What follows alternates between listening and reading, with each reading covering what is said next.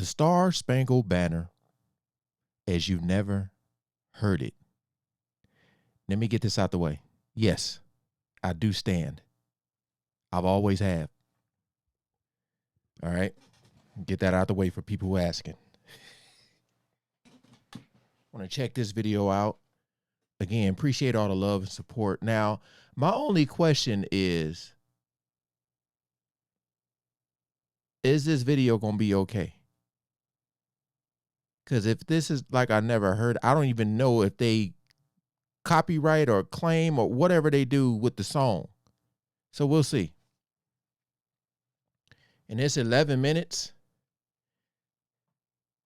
All right, hey, appreciate all the love and support with you guys coming over. Shout out to all the good humans, man. Let's see what this video is about. I'm just always get nervous, man, when music is involved. But yeah, we ain't gonna waste no more time. Let's jump right into it.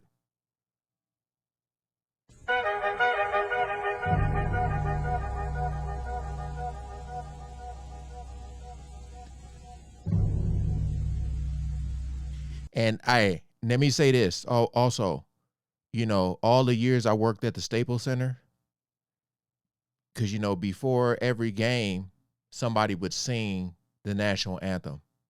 And I'm talking about some legends. I know one of my favorites was hearing Brian McKnight sing it. It was this one lady, Mandy Pinto, that used to sing it all the time for hockey games, and this other guy, I forgot his name, David something, they used to sing it in almost like an opera style. But yeah.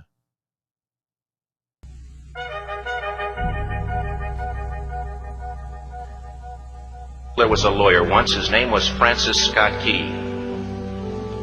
He penned a song that I'm sure you're aware of. You've seen it. It's in most hymnals throughout our churches. It's called the National Anthem. It is our song as an American. We go, however, to a ball game, we stand in our church services, and we sing the words of that song, and they float over our minds and our lips, and we don't even realize what we're singing. Most of us have memorized it as a child, but we've never really thought about what it means. Let me tell you a story. Oh, this is going to break it down. Francis Scott Key was a lawyer in Baltimore. The colonies were engaged in vicious conflict with the mother country, Britain. History. Because of this conflict and the protractedness of it, they had accumulated prisoners on both sides. The American colonies had prisoners and the British had prisoners. And the American government initiated a move. They went to the British and they said, let us negotiate for the release of these prisoners. They said, we want to send a man out to discuss this with you. They were holding the American prisoners in boats about 1,000 yards offshore. And they said, we want to send a man by the name of Francis Scott Key. He will come out and negotiate to see if we can make a mutual exchange. On the appointed day, in a rowboat, he went out to this boat and he negotiated with the British officials. And they reached a conclusion that men could be exchanged on a one-for-one basis. Francis Scott Key, jubilant with the fact that he'd been successful, went down below in the boats, and what he found was a cargo hold full of humanity, men. And see, I thought this was going to be like kind of like a compilation of different like people singing it or something. I don't know. But boy, getting this history lesson, school is in session. Or what class? What is in session? And he said, men, I've got news for you tonight. You're free. He said, tonight I have negotiated successfully your return to the colonies. He said, you'll be taken out of this boat, out of this filth, out of your chains. As he went back up on board to arrange for their passage to the shore, the admiral came and he said, we have a slight problem. Oh, no. He said, we will still honor our commitment to release these men, but it'll be merely academic after tonight. It won't matter. And Francis Scott Key said, what do you mean? He said, well, Mr. Key, he said, tonight we have laid an ultimatum upon the colonies. Your people will either capitulate and lay down the colors of that flag that you think so much of, or you see that fort right over there, Fort Henry? He said, we're going to remove it from the face of the earth. He said, how are you going to do that? He said, if you will, scan the horizon of the sea. And as he looked, he could see hundreds of little dots. And he said, that's the entire British war fleet. He said all of the gunpowder, all of the armament is being called upon to demolish that fort. It will be here within striking distance in a matter of about 2.5 hours. He said the war is over. These men would be free anyway. He said, you can't shell that fort. He said, that's a large fort. He said, it's full of women and children. He says, it's predominantly not a military fort. He said, don't worry about it. They said, we've left them a way out. And he said, what's that? He said, do you see that flag way up on the rampart? He said, we have told them that if they will lower that flag, the shelling will stop immediately. And we'll know that they've surrendered, and you'll now be under British rule. Oh. Francis Scott Key went down below and told the men what was about to happen. They said, hell no. And they said, how many ships? He said, hundreds. The ships got closer. Francis Scott Key went back up on top and he said, men, I'll shout down to you what's going on as we watch. As twilight began to fall, and as the haze hung over the ocean as it does at sunset, suddenly the British war fleet unleashed. He says the sound was deafening. There were so many guns that there were no reliefs. He said it was absolutely impossible to talk or hear. He said suddenly the sky, although dark, was suddenly lit. And he says from down below, all he could hear the men, the prisoners, saying was, tell us where the flag is. What have they done with the flag? Is the flag still flying over the rampart? Tell us. 1 hour, 2 hours, 3 hours into the shelling, every time the bomb would explode and it would be close to the flag, they could see the flag in the illuminated red glare of that bomb, and Francis Scott Key would report down to the men below, it's still up. Man. It's not down. The admiral came and he said, your people are insane. He said, what's the matter with them? He said, don't they understand this is an impossible situation? Francis Scott Key said he remembered what George Washington had said. He said the thing that sets the American Christian apart from all other people in the world is he will die on his feet before he'll live on his knees. The admiral said, we have now instructed all of the guns to focus on the rampart to take that flag down. He said, we don't understand something. Our reconnaissance tells us that that flag has been hit directly again and again and again, and yet it's still flying. We don't understand that. But he said, now we're about to bring every gun for the next 3 hours to bear on that point. Francis Scott Key said the barrage was unmerciful. All that he could hear was the men down below praying.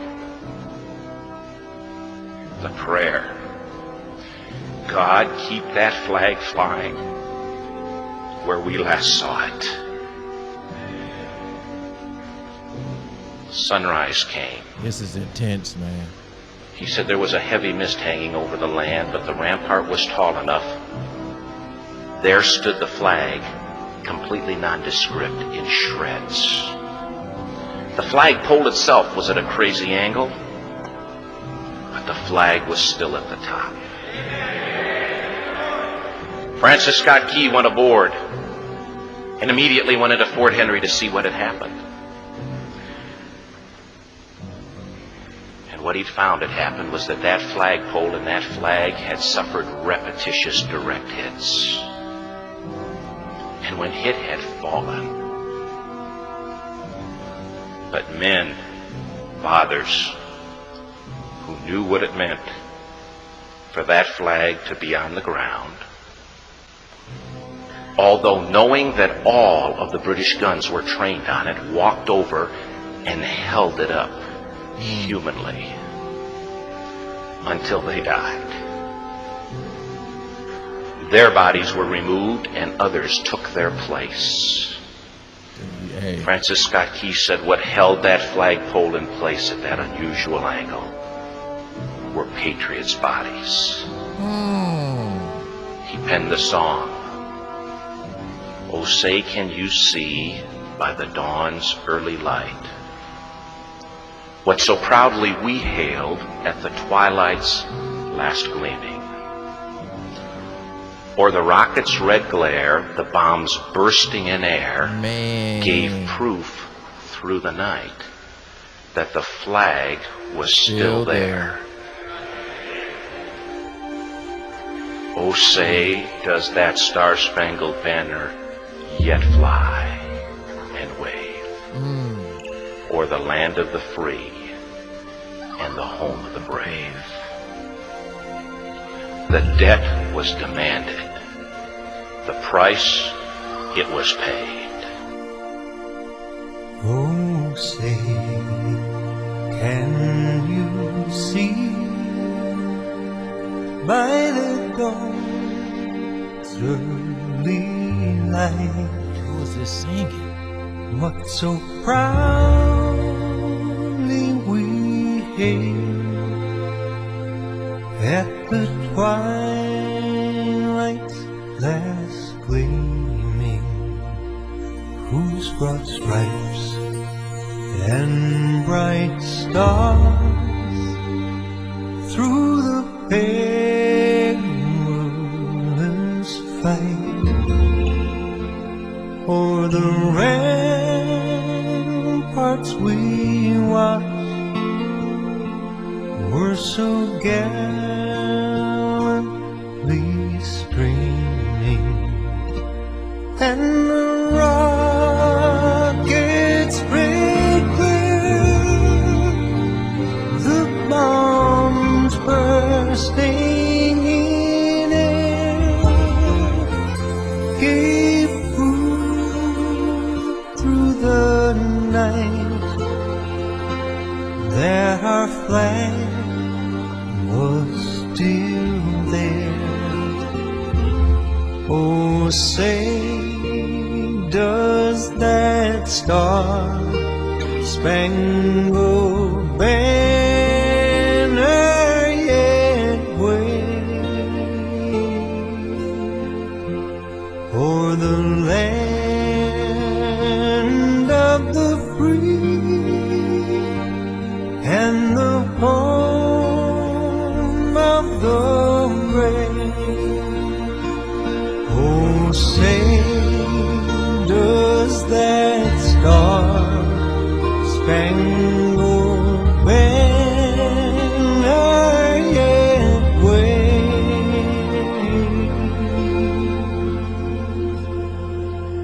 o'er the land of the free and the home of the brave?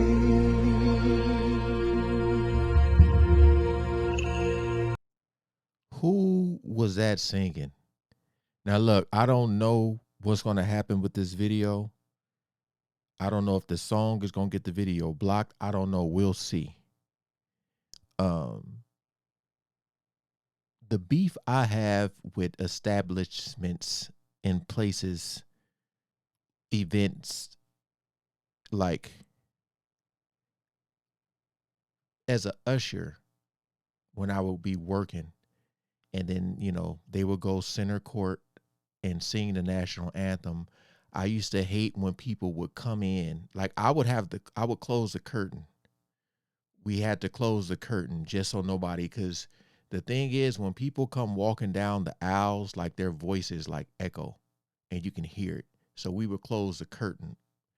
Closing the curtain ain't gonna stop nobody from whoever, like, because some people just don't have respect. So you would get people coming through there. My whole thing is like, in all events, because I know a lot of people have the issues with like the kneeling and stuff like that. I feel, and it's like my first time talking about it on camera, I feel that everything should be shut down when it's going on. Like no selling, no beer, no food, no none of that. Because it's not that long, right? So people can wait. You know what I mean? That's how I feel. that they should just shut everything down. Like put a TV at the concession stand and have all the people who work there look at the TV while it's going on, so people will know, because you got TVs in the lobby, all that stuff. That's just how I feel. Boy, I'm getting some history lessons. Again, man, I got family members who serve. Thank all y'all for your service. My oldest brother was in the Air Force. Again, man, I know the importance of the flag. I do. I just wanted to watch this because they was like you never heard it.